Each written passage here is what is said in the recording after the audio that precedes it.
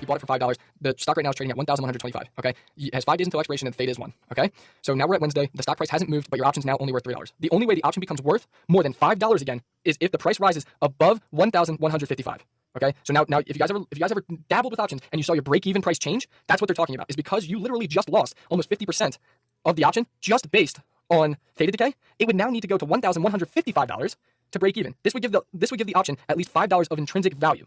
Okay, offsetting the loss due to theta or theta decay. So when I was saying that guy put $200,000 into an option, and he woke up and he was down 20%. I mean, look at us. 2 days went by and we're down almost 50%. So now we wanted to get into the money. We wanted the stock price to go up $25. Now we need the stock price to go up so much higher. Now we need to go up another $5. So now it needs to go up to $30 instead of $25. So or in that example, it would be $11.55 or $11.60. Yeah, $11.55 exactly. $11.55. So I think that's really important. Is that time decay alone should be one of the reasons to stay out of options. And I think that's really important because you need to understand now a lot of brokers will they'll calculate it for you. So that you can kind of see bars and graphs and stuff. Bloomberg does it if you know anyone has Bloomberg. And I think that's really cool. It's a really cool way to see it. But I guess my point is just circling back to is that not only is the underlying price of the stock going to affect the option, but then you have stuff like time decay. Time decay can literally wipe out 50% of your liquidity. So it'd be like if the stock went down 50%. So then imagine if this stock went down to like $1,000 a share and you had time decay, your option would be like worthless by like Wednesday. Yeah. Okay. So do you want to get into Vega and Row before we finally get into your super special options trading strat? Yeah. So Vega and Row I really don't use, and that's because again I day trade options. If I'm going to do anything, I'm going to day trade options. Like I said, I touched on in the beginning. Okay, so Row is for the short term. Really doesn't matter for Row. It's more for more advanced option traders out there that if you're an advanced option trader and you're taking like $2 million of premium and your hedge fund is like just trying to hedge itself, so it's taking $2 million of premium, which is like 0.5% of your book. Row measures the sensitivity of an option to the change in interest rate. So what hedge funds will do is that they'll hedge themselves with a large amount of premium. Well, it means a large amount to us. It's a small amount to them, and they'll do it for out of the money. So they have to worry about Row because like election season coming up, what are interest rates going to do, stuff like that. But for most people, I wouldn't worry about Row. Then we have Vega. Vega is the amount the call or put price will change theoretically for a corresponding 1 point change in implied volatility. So we talked about implied volatility last week. Vega does not have. Vega does not have an effect on the intrinsic value of an option. It only affects the time value of an option's price. Okay, so typically as implied volatility increases, the value of the option will increase. That's because an increase in implied volatility suggests an increased range of potential movement for the stock. So a lot of times you'll see some option traders, they'll put the call to put ratio, they'll tweak the call to put ratio and they'll say, okay, today traded double the amount of call options as put options. Remember, volume precedes price action. Woo! Got it. He shows my 10. Goddamn.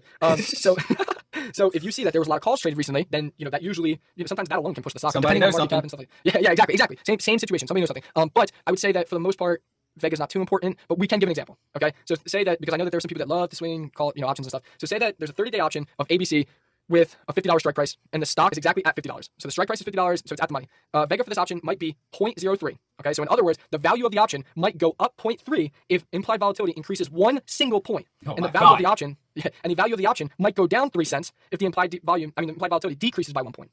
Okay, so now that doesn't seem like a lot, but quickly and aggressively this can change. So if you look at the 365-day at the money option of ABC, the Vega might be as high as 0.20 at one point. So the value of the option might change 20 cents when implied volatility changes by 1 point. So now that was a lot. So I'd probably suggest going back and writing this all out. But basically what I'm saying is that, okay, right now I'm saying that 3 cents is not a big deal for every point of implied volatility. But when you start to see implied volatility rise and the Vega rises, I mean a 20 cent move per point, that's a big fucking move when things start to aggressively roll. Same thing like theta is that when in the beginning it's not a big deal, but then when it starts to change, it can aggressively change and it can aggressively move. And I think that's really important to understand about really all the Greeks, but especially Vega and theta. All right, so that kind of settles all of the frats and serats. So I guess we can kind of go into the difference in your trading strategy with options and how it's completely opposite from the way you trade your stocks, and also I guess the difference in the people that swing. Because Hugh, his main thing, from my understanding, he likes to day trade them based on charts and technicals. And anyone that's asking what is the strategy is mostly just going to be technicals. But can you kind of explain why you don't like to do longer swings with them? Because most of your swings actually do really well, believe it or not. And Thanks, man.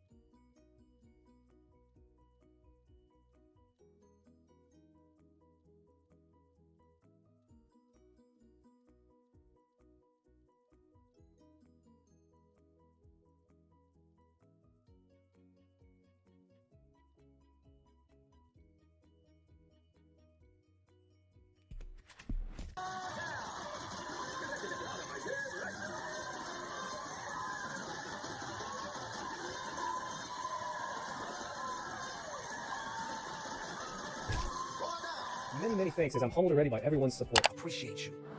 I'm just chilling. Well, you get a free stock in your account that can be worth anywhere from $12 all the way up to $1,400.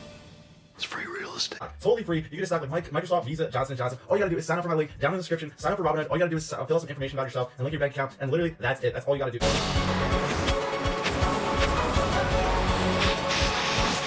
I'm actually a nice person.